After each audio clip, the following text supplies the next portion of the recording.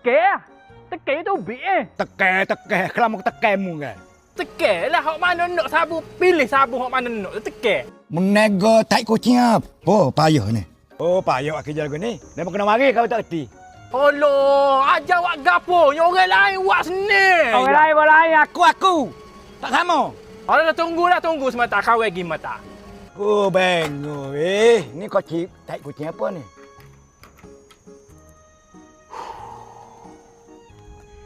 Woi!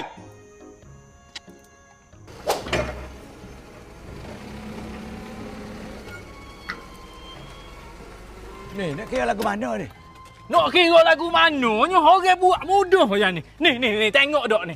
Ni, dia kata gapo ni? Sabung ada lapu dalam butan nyala. Yang mau tekek mana so? Semua nyala. Nyala warna ni mapu. Ni mapu honi yang nyala. Ambil honi lah.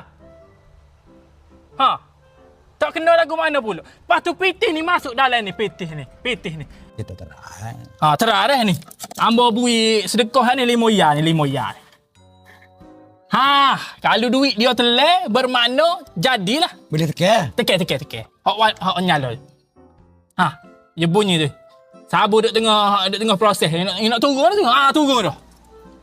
Tengok sabun pun comel pekak. Bau dia tu nusuk masuk ke dalam hati.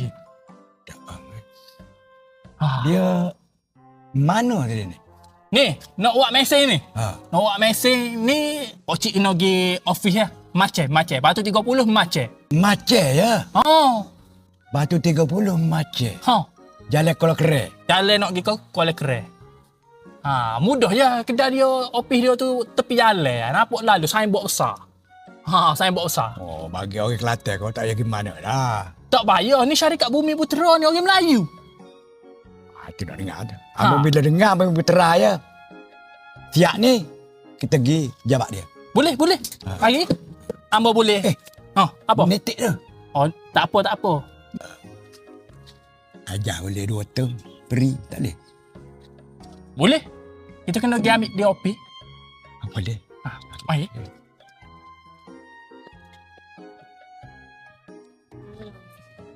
Jabak dekat sini ya. Dekat je. Lama dah kerja. Minggu lah. Orang mana? Orang berlalu. Ingat memang. Tengok macam memang. Orang berlalu ni je. Agak kita. Syarikat dia besar.